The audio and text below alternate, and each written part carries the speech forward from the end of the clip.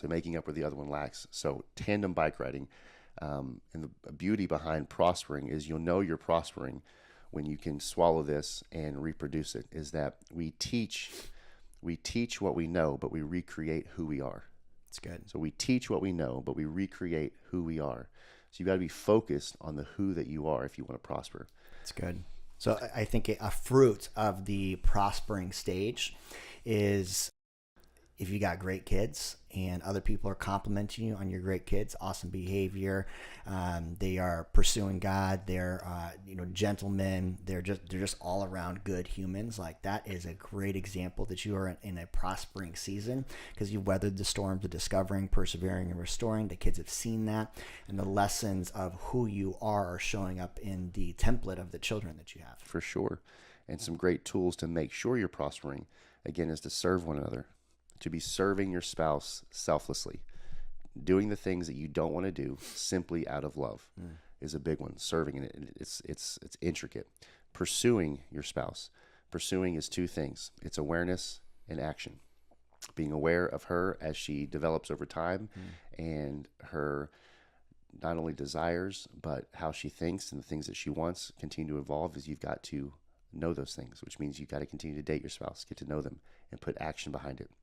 There's got to be intimacy in the relationship. Intimacy is not just sex. Yep. Intimacy is the knowing of one another, to know one another in depth, having depth in your conversations, right? So actually being able to talk about things outside of just your finances and your kids and what's going wrong.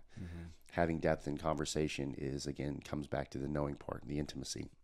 And of course, a great connection is creating time in your calendar, because we all have busy calendars, where you're connecting. That can be date nights. That can be, for Britt and I, it's we have a vow in our relationship that we never give each other leftovers. So regardless of how the day goes, and with two kiddos in the house, our schedules have been ramped up, but the last 30 minutes of our day are spent together. Pretzeling, as I call it, but cuddling in conversation, just being close to one another, is a great part of connection. And you've got to find space for that, because if you don't find space for that, your spouse will find it somewhere, and that lands on you. That's good. So you have to be highly aware of that. And I love that you mentioned children. So the children are designed to be our first disciples. They're designed to be our first disciples. And a great picture of a good parent is a parent who's not an authoritarian, but a parent who lives in a life that their children want to emulate. So if your children want to get in your draft, and they're going to become who you are, not what you say, your children will become who you are, is that it's a great opportunity for us to create disciples. And if your children are wonderful, then you're likely doing some things right in your life. That's good. If your children are tyrants, either they're boys and they're between the age of 4 and 6, or they've replicated who their parents are.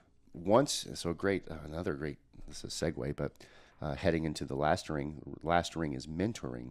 But if you're prospering in your marriage, other couples will be drawn to you. You have what they want.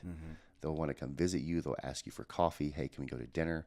It's a great picture of if you're prospering in your marriage. And that moves you into our seventh ring. The seventh ring is mentoring, right? So again, going back to what I said earlier, is we teach what we understand, but we recreate who we are. So one of the beauties that we can do as couples is to mentor other couples, bring other couples up into what we've experienced, help them cross bridges they're having difficulties with, walk them through our own victories. And also in transparency, expose them through the things you've walked through. There's no couple out there that hasn't had massive circumstance happen in their life. Sure. And so to expose those things, to bring hope, is a great way to bring one another closer, is to mentor other couples. Yeah, so good. And it is a beautiful cycle, or a beautiful ring that helps people in the early stages, the engagement on the wedding ring, and giving the wisdom that you have learned more often than not the hard way. For sure.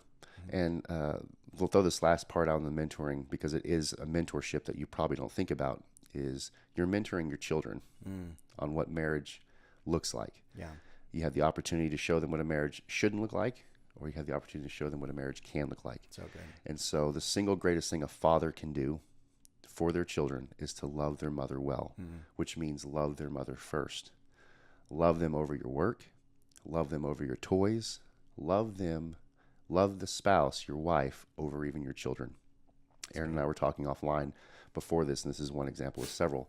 But I have a 5-year-old little girl that when Britt and I are hugging on each other and being close and giving lots of long kisses, typically will happen kind of in the kitchen area, is my daughter Talia wants to get in between us, or she wants to be a part of it. And where's mommy, daddy? I want to be with you. She want to climb up my arms.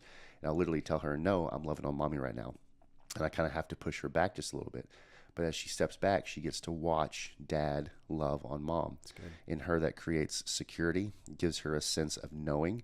The Also a idea template of what to look for. a template of what marriage ought to look like. It's tender. It draws close to one another. It's present. It's protected. It's very protected.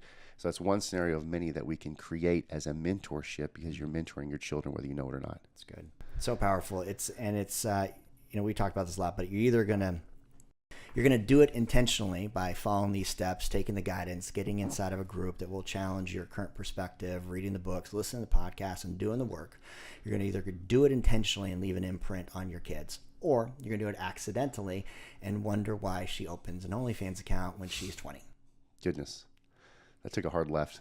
But it's absolutely true. It's I think true. it's absolutely true. We're, just a sidebar on this. We're in a time where, the jokes about daddy issues and stripper poles and all that I think we grew up on in some capacity, and looking for that red flag is like that season of men is now raising the daughters, and the lack of intentionality is going to create that template for her to follow